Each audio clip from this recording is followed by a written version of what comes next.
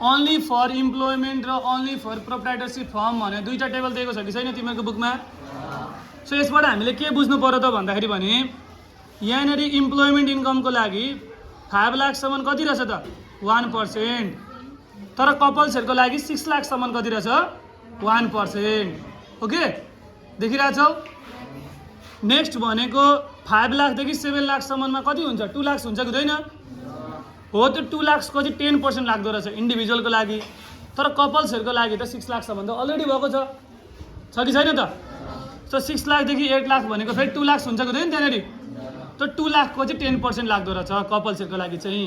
Okay, similarly next भनेको 7 लाखदेखि 10 लाखसम्मको लागि कति लाग्दो रहेछ 20% इन्डिभिजुअलको लागि हो, अनि कपल्सहरूको लागि के रहेछ त 8 लाखदेखि 11 लाखसम्मको कति रहेछ 20% रहेछ, हो कि होइन त? सो यसरी नै इम्प्लोइमेन्ट इन्कमको लागि चाहिँ यसरी ट्याक्स स्ल्याबहरू रहेछ। सो यहाँनिर ट्याक्स कसले थोरै तिर्छ होला त, इन्डिभिजुअलले कि कपल्सले? कपल्सहरूले अलिक थोरै तिर्छन्। ओके, सिमिलरली प्रोप्राइटरसिप फर्म ओके को लागि चाहिँ के रहेछ त 5 लाखसम्म 0% ट्याक्स रहेछ।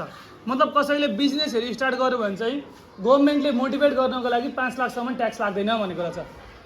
तर कपल्सहरूको लागि अझै धेरै बेनिफिट्स, 6 लाखसम्म के रहेछ ट्याक्स लाग्दैन रहेछ, हो कि होइन त? त्यस पछाडि नेक्स्ट 2 लाख भनेको 5 लाखदेखि 7 लाख हो कि होइन त? त्यसको लागि चाहिँ कति रहेछ 10%। अनि नेक्स्ट 2 लाख भनेको कपल्सहरूको लागि 6 लाखदेखि 8 लाखसम्म कति रहेछ 10%। यसरी नै माथिको जसरी नै के गरेको रहेछ त ट्याक्सहरू यसरी ट्याक्स स्ल्याबमा डिभाइड गरिएको रहेछ। अब नेक्स्ट पेज पल्टाउने त नानी हो, तिमीले त्यहाँ ट्याक्स रिबेट इन्कमहरू देख्न सक्छौ कि सक्दैनौ? के टाइटलमा ट्याक्स रिबेट रहेछ, जस्तै इपिएफमा रहेछ, सोसल सेक्युरिटी फन्डमा रहेछ होइन, सिटिजन इन्भेस्टमेन्ट ट्रस्टमा रहेछ, प्रिमियम अफ लाइफ इन्सुरेन्समा रहेछ, मेडिकल इन्सुरेन्समा रहेछ, रिमोट एरिया अलाउन्समा रहेछ, religious function, foreign allowance, disable person, medical expenses, woman having only remuneration income, यी टपिक्सहरूमा के रहेछ त ट्याक्स रिबेट रहेछ। मतलब यिनीहरूमा ट्याक्स लाग्दैन रहेछ। अब यसको मतलब ट्याक्स लाग्दैन भने त यसरी सोध्छ ल, अब मैले के गरेँ अरे त भन्दाखेरि भने मेरो इन्कम चाहिँ 10 लाख थियो, अब मैले 10 लाखकै हेल्थ इन्सुरेन्स लिएँ भने मेरो 10 लाखमै ट्याक्स लाग्दैन त? अब त्यस्तो त हुँदैन होला, त्यस्तो हुन्छ होला त? हुँदैन। अब यसको पनि एउटा के छ त यसको क्राइटेरिया छ। क्राइटेरिया के छ भने यहाँ तिमीहरू फोन नम्बरको पोइन्टमा हेर त, प्रिमियम अफ लाइफ इन्सुरेन्स देखिरहेको छु त्यहाँनिर, annual premium of life insurance or up to 40,000 whichever is lower. मतलब 40,000सम्म मात्रै के रहेछ त ट्याक्स नलाग्ने रहेछ। अब 50,000 छ भने 40,000को चाहिँ ट्याक्स लागेन, 10,000को चाहिँ फेरि ट्याक्स लाग्यो। बुझ्यौ कुरो?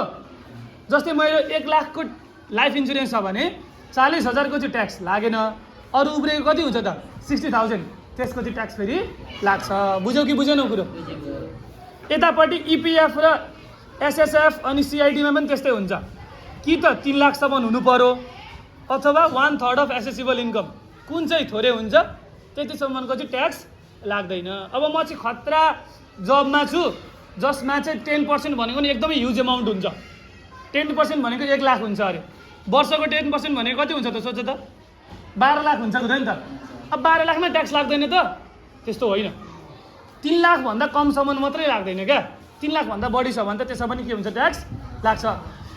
सो ट्याक्स रिबेटमा चाहिँ के रहेछ एउटा क्राइटेरिया रहेछ, सर्टेन एमाउन्टसम्म लाग्ने त्यहाँदेखि उतातिर नलाग्ने, जुन चाहिँ हामी यो टेबल हेरेर बुझ्न सक्ने रहेछौँ। ओके, सो हाम्रो लागि अगाडिको टेबल छ नि जुन, यो त क्वेसनमा दिएको हुन्छ, बट यो ट्याक्स रिबेटवाला चाहिँ हामीले कतिपय कुराहरूलाई चाहिँ मेमोराइज गर्नुपर्ने हुन्छ, कतिपय कुराहरूलाई चाहिँ याद गर्नुपर्ने हुन्छ। ओके केटाकेटी हो, अन्डरस्टुड?